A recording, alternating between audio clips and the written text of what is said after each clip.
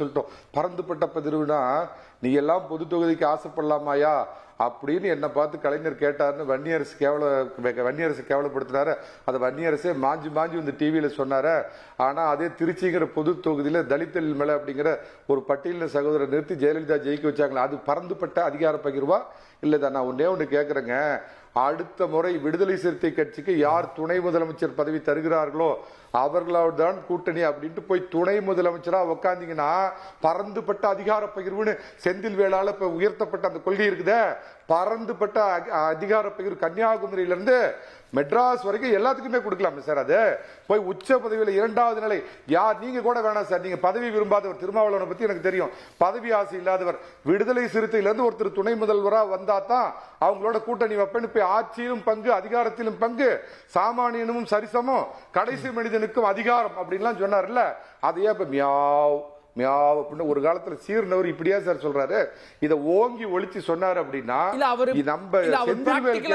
இந்த தேர்தல்ல கூட்டணி அரசை நோக்கிய வாய்ப்பு இல்லைன்னு திருமாவளவன் சொல்றாரு. அதுதான் ஆட்சி அதிகாரத்தில் பங்கு. ஆனா உங்களுடைய கூட்டணியில தேர்தலுக்கு அப்புறம் பாருங்க கூட்டணி அரசு தான் அமையும்னு அமித்ஷாவில் தொடங்கி டிடிவி தினகரன் வரைக்கும் சொல்றாங்க.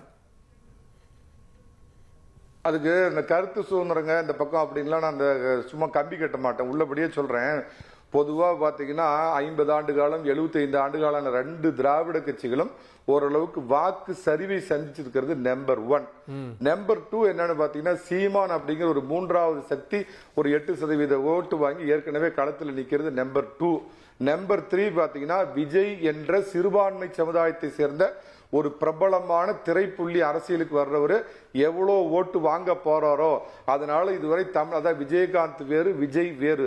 விஜயகாந்தை விட திரு விஜய்க்கு நிச்சயமா ஒரு 5 மடங்கு அதிகமான வாக்கு இருக்கும். தமிழகம் முதல் முறையா 4 முனை போட்டியை சந்திக்குதுங்கிறப்ப வாக்கு சிதறல் ஏற்படும். எந்த கட்சி ஜெயிச்சாலும், எடப்பாடி பழனிசாமியின் அதிமுக ஜெயிச்சாலும் சரி, அறிஞர் அண்ணாவின் திமுக ஜெயிச்சாலும் சரி, எந்த கட்சி ஜெயிச்சாலும் அவங்க பாத்தீங்கன்னா சோல் மெஜாரிட்டி கிடைக்காது. அப்ப நமக்கு ஆட்சியில் பங்கு கேட்கலாம் அப்படிங்கறது அதிமுக கூட்டணியில் உள்ள திரு அமித்ஷா அவர்கள், மரியாதைக்குரிய எங்க டெல்லி பாஷா அவர்கள், அவரே அப்படி நம்புறாரு போல. அதாவது தனி மெஜாரிட்டி அதிமுகவுக்கு கிடைக்காதுன்னு கொஞ்சம் அவர் அவநம்பிக்கை வச்சிருக்காரு போல. அததான் திரு எடப்பாடி பழனிசாமி சொல்றாருங்க, பாஷா பாய் டோன்ட் வரி பாஷா பாய், நான் எடப்பாடி பழனிசாமி பாய் இருக்கேன், தனிப்பட்ட முறையில 160 சீட்டுக்கு மேல தனித்து ஆட்சி அமைப்பும், கவலைப்படாதீங்க அப்படின்னு அவர் தெளிவுபடுத்திருக்கிறாருங்க. ஆனா இத கூட கேட்கறதுக்கு அந்த பக்கம் இது இல்லைங்களா? அங்க அப்படியே ஆரம்பத்தில் ஒண்ணு சொல்லிடுறேன், செந்தில்வேல் எதுக்கோ ஓட்டு போடுங்கன்னு 2024 முடிஞ்ச கேஸுக்கெல்லாம் கேட்டார். அதுக்கு மட்டும் பதில் சொல்றேன். 25 லாக்அப் டெத் நடந்த திமுக ஓட்டு போட சொல்றீங்களா மக்களை? விவசாயி மீது குன்று சட்டம் போட்ட திமுக ஓட்டு போட சொல்றாரா? பரந்தூர் பயங்கரம் நடத்தின திமுக ஓட்டு போட சொல்றாரா?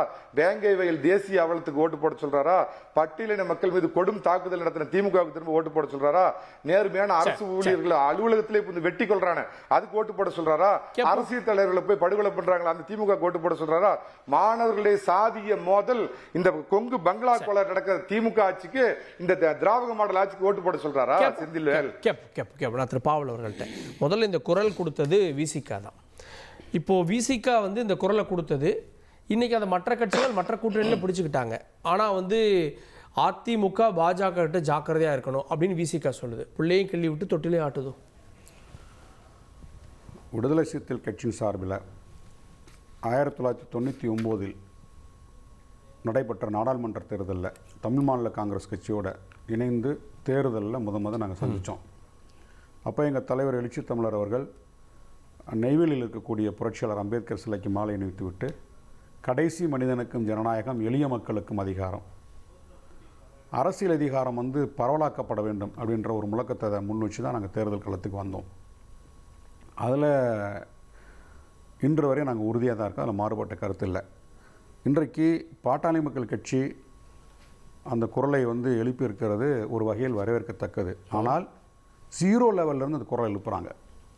2001 அதிமுக அணியோடு இருந்து பாட்டாளி மக்கள் கட்சி 20 சட்டமன்ற உறுப்பினர் வெற்றி பெற்றாங்க. 2001 அதிமுக வேற நம்பரே தேவையில்லை, அவங்களே தனி மெஜாரிட்டியில் வந்துட்டாங்கல்ல. தனி மெஜாரிட்டியாக வந்தாலும் 20 இடங்களில் வெற்றி பெற்றவங்க 2006 கூட நியாயம் இருக்கு. எப்படியெல்லாம் கிளைம் இல்ல பண்ணலாம் சார் 2006க்கு காரணம் இருந்தது, அது மைனாரிட்டி அரசு. நீங்க 2001ல மெஜாரிட்டி அரசு இல்ல. காங்கிரஸ் வந்து தனிச்சு வெற்றி பெற்று ஒன்றிய அரசுல வந்து ஆட்சி அமைக்கும் போது கூட்டணியில் இடம்பெற்றவங்களுக்கெல்லாம் எப்படி அமைச்சர் பதவி கொடுத்தாங்கல்ல. அப்போ அது சரி அப்படின்னா மாநிலத்தில் இருக்கக்கூடிய கட்சிகள் தனிச்சு வெற்றி பெற்று ஆட்சி அமைக்கக்கூடிய வலிமையை பெற்றாலும் கூட்டணி கட்சிகள் வந்து கோரிக்கை எழுப்பலாம். 2001ல் 20 இடங்களில் பாமக வெற்றி பெற்றது, அப்போ இந்த குரலை எழுப்பல. அடுத்து 2006ல் திமுகவோட போட்டி போட்டு 18 இடங்களில் பாமக வெற்றி பெற்றது, அப்பையும் இந்த குரல் எழுப்பலை. அடுத்து தமிழ் மாநில காங்கிரஸும் வந்து ஏறக்குறைய வந்து 9 தொகுதிகளில் வந்து வெற்றி பெற்றாங்க 96 தேர்தலில். அவங்களும் வந்து கூட்டணி ஆட்சி பற்றி எதுவுமே பேசலை.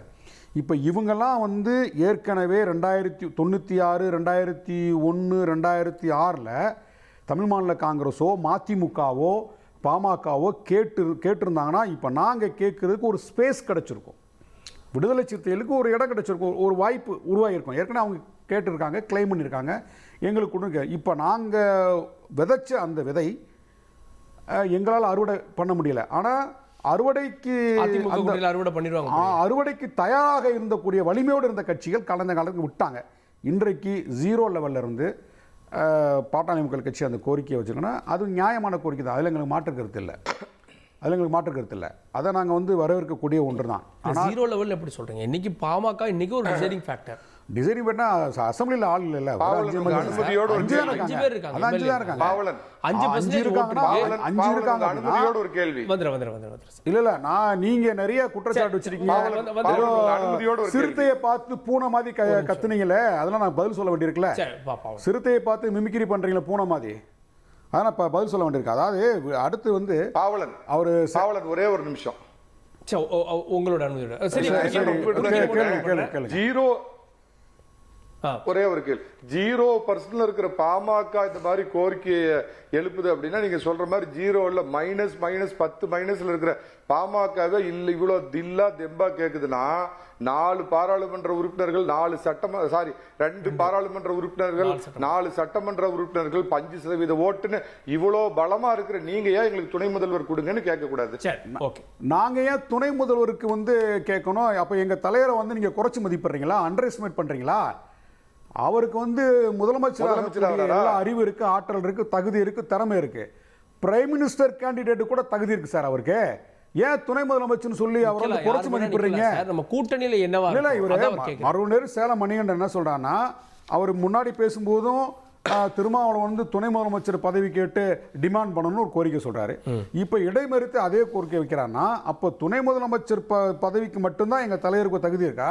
இல்ல சார், நீங்க துணை முதலமைச்சர் பதவி வரை கேளுங்க அப்படின்ற. ஏன் நாங்க எங்க தலைவர் சிஎம் கேண்டிடேட்டுங்க சார். ஆட்சி அதிகாரத்தில் பங்கே இன்னைக்கு இல்ல விசிகாவுக்கு. 5 பேருக்கு அமைச்சர் பதவி கேளுங்க, எம்எல்ஏ இருக்கோம், 5 பேர் கேபினட் அமைச்சர் பதவி கேளுங்க, 2 நாடாளுமன்ற உறுப்பினர் இருங்க, எனக்கு குறுக்க பேசாதீங்க, நீங்க பேச விட்டு நான் கேட்டேன். 2 நாடாளுமன்ற உறுப்பினர் இருக்கிறோம், 4 சட்டமன்ற உறுப்பினர் இருக்கிறோம். இந்த சட்டமன்ற உறுப்பினர் பதவியே வந்து ஒரு அதிகார பகிர்வு தான். அந்தந்த கட்சியோட வலிமைக்கு ஏற்றவாறு ஒரு அதிகார பகிர்வு தான் நாங்கள் வந்து அடைஞ்சிருக்கோம். காலத்தின் தேவைக்கேற்ப மக்கள் வந்து அதை முடிவு செய்வாங்கன்னு எங்கள் தலைவர் வந்து பல இடங்களில் வந்து அந்த கருத்தை சொல்லியிருக்கிறாரு. நாங்கள் வந்து ஆட்சியிலும் பங்கு அதிகாரத்திலும் பங்கு என்கின்ற அந்த கோரிக்கையிலேருந்து எந்த காலகட்டத்திலும் நாங்கள் பின்வாங்கலை. தேர்தலுக்குன்னு நாட்கள் இருக்கிறது. இந்த சமயத்தில் கூட்டணிக்குள்ளே போய் அதை கேட்டு யாருக்கு நெருக்கடி கொடுக்க வேண்டிய தேவையில்லை. ஆனால் தேர்தல் களம் அதை தீர்மானிக்கும். இவர் குமார் சொல்கிற மாதிரி ஒருவேளை வந்து யாருக்கு வந்து அறுதி பெரும்பான்மை கிடைக்கல அப்படின்னா அந்த கட்சியை தலைமை தாங்கக்கூடிய கட்சியிலே வந்து இப்படி ஒரு கோரிக்கை வந்து தமிழ்நாட்டு மக்கள் மத்தியில் எழுப்பப்பட்டிருக்கு, அரசியல் கட்சிகள் எழுப்பப்பட்டிருக்கு, இதை கன்சிடர் பண்ணுவோம்னு சொல்லிட்டு அந்த கட்சியை தலைமை தாங்கக்கூடியவர்களே அந்த இடத்துக்கு வரக்கூடிய வாய்ப்பு இருக்கு. ஸோ இன்றைக்கு வந்து ஆட்சியிலும் பங்கு அதிகாரத்திலும் பங்கு அப்படின்றத தேமுதிக பேசியிருக்கு, இன்றைக்கு வந்து பாட்டாளி மக்கள் கட்சி பேசியிருக்கு, அந்த பக்கம் வந்து டிடிவி தினகரன் ஒரு சொல்லியிருக்காரு. ஆனால் நான் என்ன பார்க்குறேன் அப்படின்னா இதை வந்து அதிமுகவை வந்து பலவீனப்படுத்தக்கூடிய ஒரு குரலாக தான் அதை நான் பார்க்க வேண்டிய தேவை இருக்குது. ஏன்னா அப்படின்னா இப்போ தொடர்ந்து அமித்ஷா என்ன சொல்கிறார் அப்படின்னா கூட்டணி ஆட்சி தான், என்டிஏ கூட்டணி ஆட்சி தான் சொல்கிறாரு. அதற்கு மறுப்பு தெரிவித்து பேசிய திரு எடப்பாடி பழனிசாமி அவர்கள் என்ன சொல்கிறார் அப்படின்னா அதிமுக பெரும்பான்மையா வெற்றி பெற்று ஆட்சி அமைக்கும் தான் சொல்லியிருக்கார தவிர அதிமுக தனிச்சு ஆட்சி அமைக்குன்னு எந்த இடத்துல அவர் சொல்லல. தனிப்பெரும்பான்மை அதான் தனிப்பெரும்பான்மை வெற்றி பெறும் அதிமுக தனிச்சு ஆட்சின்னு சொல்லல, தனிப்பெரும்பான்மை வெற்றி பெற்று ஆட்சி அமைப்புன்னு சொல்றாரு. தனித்த அதிமுக வந்து சோலோ ஆட்சி கிடைச்சா யாரு சார் கூட்டணி கொடுப்பா? நெருக்கடி கொடுக்குறாங்க. மேல கிடைச்சா எந்த கட்சி சார் கொடுக்கும்? இன்றைக்கு பாஜக என்ன சொன்னாலும் கேட்கக்கூடிய இடத்துல வந்து அதிமுக இருக்குது. அதிமுக இருக்குது. அப்படி ஒரு நிலைமையில அவங்க இருந்துட்டு இருக்காங்க. அதனால வந்து அவர் வந்து எடப்பாடி பழனிசாமி அவர்கள் அதை வந்து போல்ட்டா மறுத்து பேசலையா. இப்ப தேமுதிக வந்து இந்த குரல் சொல்லும்போது அவர்கிட்ட வந்து எந்த ரியாக்ஷன் இல்லை. இன்றைக்கு பாட்டாளி மக்கள் கட்சி கேட்கும்போது என்ன கிழிஞ்சலான்னு சொல்லி பேசியிருக்காங்க. ஸோ நம்ம என்ன சொல்றோம் அப்படின்னா, அவர்கள் அந்த கூட்டணி கட்சியில அதிமுக இடம்பெறப்போற கட்சிகள் எழுப்புகின்ற குரலுக்கும் நாங்கள் கேட்கின்ற குரலுக்கும் அந்த வேறுபாடு இருக்கு. எங்களுக்கு வந்து தமிழ்நாடு முழுவதும் இருக்கக்கூடிய விளிம்புநிலை மக்களுக்கு வந்து பொலிட்டிக்கல் எம்பவர் தேவை. அரசியல் அதிகாரம்னா அது பொலிட்டிக்கல் எம்பவர், அதாவது தகுதிப்படுத்துதல். அரசியல் காலங்காலமா ரெண்டு மந்திரியோ ரெண்டு வாரியமோ அது மட்டும் போதாது. காலங்காலமா அரசியல் களத்துல புறக்கணிக்கப்பட்ட மக்களுக்கான ஒரு குரலாக இருங்க. காலங்காலமா அரசியல் களத்தில் வந்து புறக்கணிக்கப்பட்ட சமூகத்தின் குரலாக நாங்க இருக்கிறோம். அப்ப இந்த புறக்கணிக்கப்பட்ட மக்களுக்கு அரசியல் அதிகாரம் வேண்டதுல எங்களுக்கு மாற்று கருத்து இல்ல. ஓகே.